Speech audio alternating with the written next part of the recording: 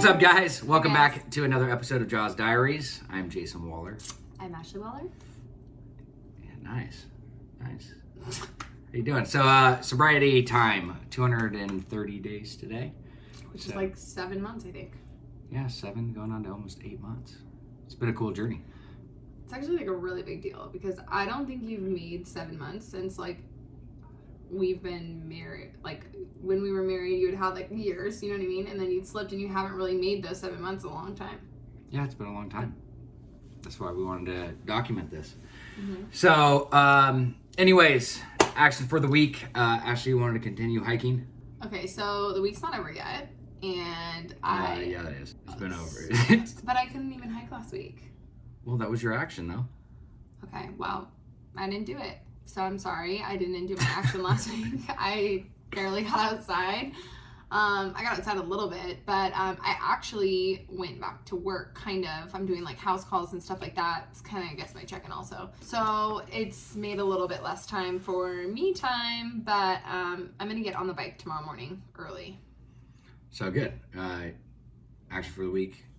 Didn't do, but she can get on the bike tomorrow. Anyways, forgetting what week it is. It's okay, babe. Mine was to restructure schedule and Didn't do that either. No, I'm just kidding. Easy, tiger. I didn't do like a perfect job, but it's getting better. I have structure and schedule into play and getting back on track with stuff. So I feel better. But I'm looking forward to continuing that through the next few weeks and getting it back on track. So it's progress, not perfection. So I'm in a good place with that. And we will jump into personal check-ins. How you doing? This week kind of sucked, I'm not gonna lie. I mean, not personally for me, like I feel like I've been feeling really good mentally, but I feel like any time that like things are going really well, like Delilah decides to just not sleep and then wake up, and for me, that completely just throws everything off. Like if she doesn't go to bed on her normal schedule time that we're used to, and then she's waking up in the middle of the night, like I need my sleep. So when she wakes up, then I don't wake up early enough. I'll be late for something. Her whole sleep schedule has been so whack lately that it's just throwing me off, and it's making me like kind of grumpy and cranky, and I'm not getting the sleep that I normally need. So, and since she's been going to sleep later, we've been going to sleep later because normally when she goes to sleep a little bit earlier, we get that time for ourselves. So I think for us to be able to connect too, we're like waiting for her to go to bed, and then when she goes to bed, it's not even till like 9:30, and then we're already exhausted, and we try and stay up, and then we don't go to bed till 11. And then wake up, she'll wake us up at like 5:30 and crawl into our bed. So I feel like the lack of sleep for me this last week has been really, really bad. I've been pretty irritable just because sleep for me is like a big thing. Well, sleep's so important for everybody. And our sleep schedule has been really disrupted. And it goes back into even with the structure of routine. Like my goal moving on this week is going to be getting up way earlier than I have been. I used to be a super early person, and now it's, I'm getting up at like 6:37, 7:15. You're probably like, that's so early. I know, well, but I usually get up at like 5. So that's a big thing. So I get that. Anything else though? I mean, just the sleep has sucked, but overall. Well, I had said that I was kind of going back and like doing some house calls for work. Our salon has been technically closed right now, but we're just trying to do whatever we can to like stay afloat and keep my clients, and sending color kits, or, if people are immunocompromised, just going to their house and trying to help do their hair outside. So just trying to do that so I can at least like continue to support my business. That's been, I feel like in that sense, like it's super frustrating because there's absolutely no direction when it comes to our business, when it comes to being a salon, like owning my own business in the hair industry. It really doesn't make any sense to me. The rules are like so ridiculous. So yeah, I guess I'll just leave all my opinions something aside. that we talked about was, just your connection with faith and spirituality has been struggling a little bit lately. Yeah, sorry, I forgot to tap on that. Yeah, I think because I used to always work on Sundays, and Sundays was like a day that we would go to church, but Sundays were like a really good day for me to be working, and realizing that I'm not working on Sundays anymore, it's been really nice to have that Sunday with the family. And sometimes we'll like watch church on the computer, and I just feel like I'm really yearning for that like spiritual connection, and I've been yearning for it and wanting it, and now during COVID, like you can't go to church. So I guess maybe some you can. I've heard of some being outside, but it's hard to like connect to a church. Like, and that's something that I really am striving for, is like finding that spiritual connection again throughout all of this, because it is really difficult. And it's something that's really important to me because I grew up Catholic and I went to church every Sunday with my mom, and it instilled like exponential morals and values in my life that I really want Delilah to have. So regardless of what religion, you're a Christian, and regardless of if we grow up to be a Christian or a Catholic, it doesn't even matter to me as long as she has some sort of like faith-based religion in her life, because that's what, for me, I think develops those morals and values and creates some sort of healthy conscience. Yeah, I think that, like, diving into my personal check-in, I really feel like when I'm not connected with God or my higher power, for me it's God, I feel out of whack, and I think that's where I was really last. I think that was a big piece of, again, minus just the structure, it was just being close to God, even though I pray, almost every day. I try my best, and but that connection, when it's not there, can put you into a bad place, especially during the times that we're in now, right? I mean, a lot of the stuff that I hear what you're going through, and we've talked about this from both perspectives, is that's really what powerlessness is. We have no control over those situations, and it's just putting it in God's hands and trusting that everything's going to work out. And when you live in faith, it's a lot easier than when we try to control stuff. So for me, for my personal check-in, everything's good. Better than last week. The anxiety has definitely gone away. I'm happy that I, again, was not perfect with the structure of the schedule, but making those steps to put it back into order. And, so overall, I'm doing good. Just kind of just cruising right now. That's good. So, next. All right, so our topic. You hear a lot of people, you've heard the term dry drunk. You've heard people that, are, abstinence of drugs and alcohol. But I think there's a big difference between people that are just abstinence of drugs and alcohol versus actually living in recovery.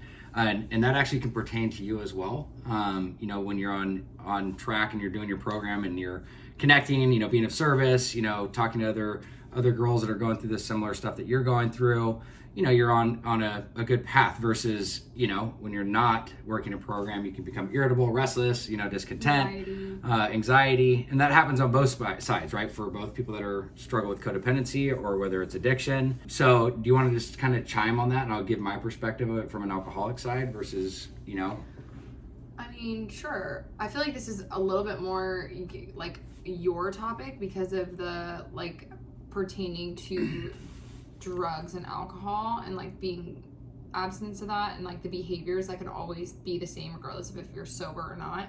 But from my perspective, like which I notice a lot, like it's almost just like having these little quotes and reminders in your life that just like keep you on the right path.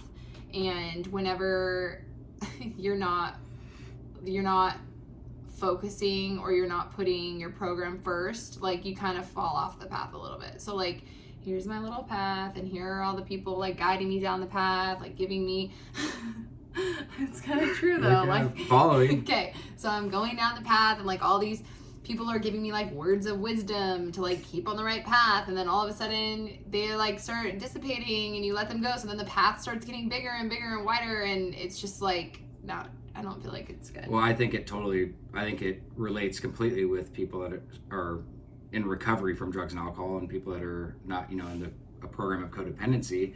I mean, I see it as, there's the alcohol and drugs, those are our solutions, right? And I think from my side of stuff is when I'm, just abstinence of drugs and alcohol, like the mannerisms and the behaviors can start to surface as if I was actually drinking. And that's kind of like the scary thing. And I think there's a big difference of it, because something that we've gone through this week is Ashley pointed out to me, we've talked about this stupid backgammon thing where there's, I basically got like addicted to this game, which I would totally say is true. So I deleted it, and then I re-downloaded it, and then I deleted it. But then I found myself like playing poker, and like doing these like online poker game things. And it's just, I see the mannerisms and the behaviors as if I was drinking. I'm searching and seeking for that high that I would get from drugs or alcohol. Like, I'm a thrill seeker, and I know that.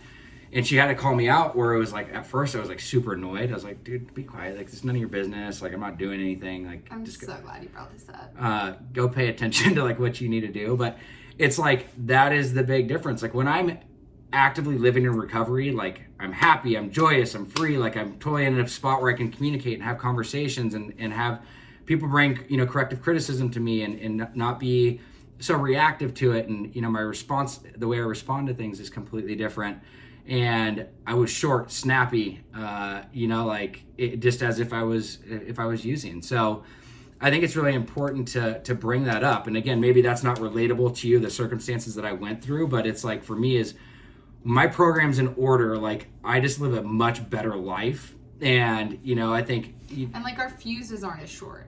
No, we have, everything's a lot more palatable, and like, we actually have the time to be able to talk about everything. Yeah. You know, we're just not so reactive to it. Should we tell people how we kind of got out of that? Because like, you were downstairs and you were playing a little poker game, and I came over and I was like kind of upset about it, just because I know that when he plays these games, he gets into that mindset where it's that kind of addictive personality, and he can become, you know, like irritable and discontent, and you focus so much on that, and it just kind of like takes your attention off of us, and you kind of focus on that. And so to me, it almost like feeds the triggering, and it feeds the addiction when he plays that kind of stuff. And so I don't want to see him go down that path of doing behaviors that I know don't suit him. But that's also my codependency. So like, I have to know that if something's bothering me that he's doing, it's okay to call him out and say like, hey, like, I'm telling you these things because I love you, and because I don't want you to continue to do those things that I know do not suit you. And that's what people do when you love each other. You tell them like, your behaviors are not suiting you, and I'm not going to sit downstairs and like watch you do those behaviors. So I went upstairs and I just laid down, and then like within a few minutes you came upstairs. So it was just, you know. Yeah, no, again, is that was helpful, you know, by you bringing it up and addressing it. But at first I didn't come from a loving approach. So that's when it was more of like, that's when it's really important that you always, regardless of what it is, like, it could be drinking, it could be like gambling, it could be any of those things. It's just when the behavior changes and it's uncomfortable, like, it's so easy for me to like want to snap and like, you know, and get angry with him. But you have to realize that like, regardless of if the person is drinking or not drinking, they're always going to have the disease, right?